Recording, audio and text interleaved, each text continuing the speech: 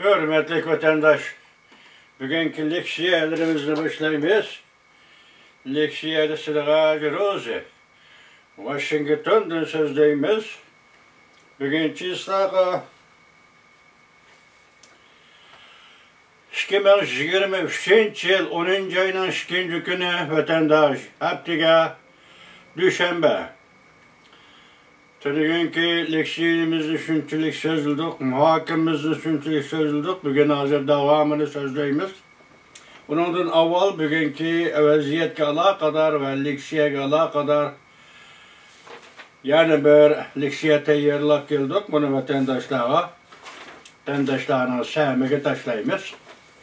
Bunun da birinci mesele Ukrayna meselesi. Mesela Ukrayna'da doğrusudaki bazı bir gepler, epkaçtı gepler, bu gepler oturup çıkıp dururken şunun münasebetlik bir abzas. Belki bu vaziyetini belgeleydiğin iş emez. Çünkü Ukrayna, Rusya uğraşı vaziyetini belgelemeydi. Hesaptı şunda. Hem tuyusuz oturup çıktı bu. Mesela ne deydi desem, Ukrayna NATO'ya aza bulup görüşken hazır bir kısım Rusya besi olgan zimillardan vazgeçişi gerek deydiğin gepken bu mesela iki katım oturuğa çıkkandak oldu. Lekin bu doğruda garip dünyası hiç kanday inkası yok. İzcil aldı Ukrayna'nı kollap geliyordu. Arlık dedik. Germanya'nın veziri Baerbock dedi Ukrayna Avrupa İttifakı'na mensup dedi. Ukrayna'nın kollaş meselesi Amerika Koçmuş Ştatları izcil kollap geliyordu. Hem de gayri fikir orunda anlap koşanlarını ümmet kılman vatandaşın nemdeydi de. Qaysi şartlarga qo'shilganda NATO'ga a'zo bo'lib kirgili bo'ladi. Ukrayna ifade bildirdi. Mutlaq mumkin emas. Mavzuli xabar 10. ayning 1. kun Vanvetor betida e'lon qilindi. Xabar mundaq boshlandi. Rossiya Gazeta orbiti 10. ayning 1. kuni mundaq xabar e'lon qildi. Ukrayna parlamenti televiziya kanalida Ukrayna Tashqi ishlar ministrligining muavin ministri Yevtushenko sözlerden nakıl keltirip bunda ko'rsatdi. Ukrayna Tashqi ishlar ministrligi bir qism territoriyadan voz kechish badaliga NATO'ga a'zo bo'lib kirish mumkinligini rad qildi. Bu muavin minister bunda ko'rsatdi. Kiev shahri g'arbki do'stlardan yoki NATO'ning Ukrayna bir qism zeminidan voz kechsa NATO'ga a'zo bo'lib kirdiganligi to'g'risida hech qanday bir xabar topshirib olmadi. U mundaq ko'rsatdi. Ukrayna hargiz zemin territoriya hisobiga har qanday sodini qilmaydi. Bu Ukrayna to'g'risida vaziyat to'g'risida yetkazganligimiz. Anda ikkinchi masala bo'lib, endi bu bir mesele bu oturuğa çıkılan bu hazır halkarada bu bir jürek mesele yani ciddi mesele bulup kalışın mümkün vatandaş. Bu mesele kanda mesele deseniz hazır Kazakistan hükümeti Rusya'nı embargo kılıdığan battı. Hesapta Rusya'nı embargo kılıdığan battı. Bu leksiyonu yazmış şekilde silahı tapşıray. Tahlili ne kechiktirimiz vatandaşlar. Navbatdagi vaziyatlar bilan birlashtirib qaraganda tahlil qilishni kechiktirimiz, lekin material sifatida yoki bugungi leksiyani paket sifatida sizlarga buni topshiraylik vatandoshim.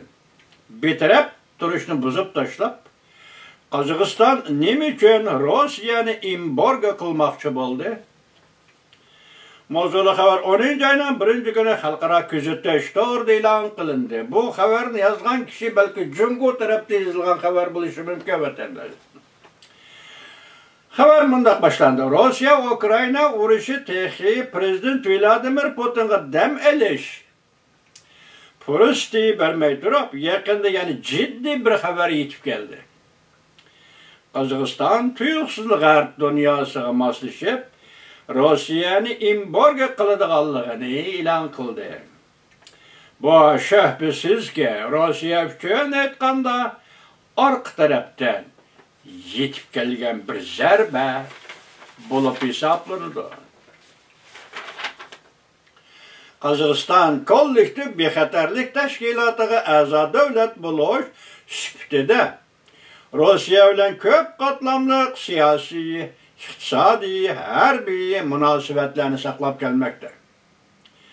Otur Asya'daki 5 devlet Ukrayna vuruşu meselesi de bitirip durup geldi.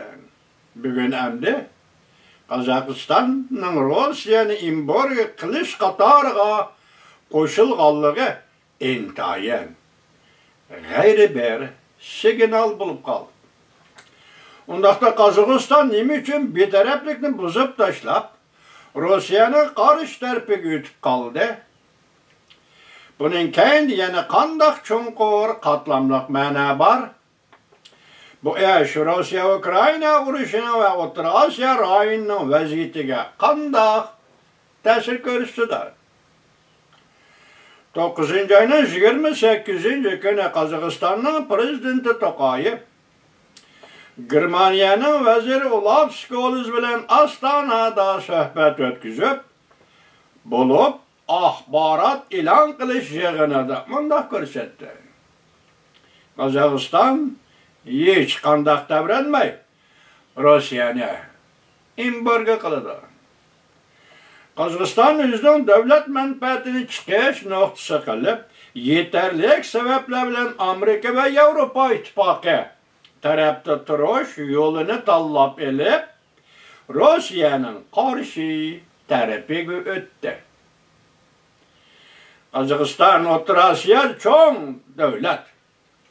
Xalqaro energiya bozorida Qozog'iston bilan Rossiya o'rtasida raqobat munosabati bor.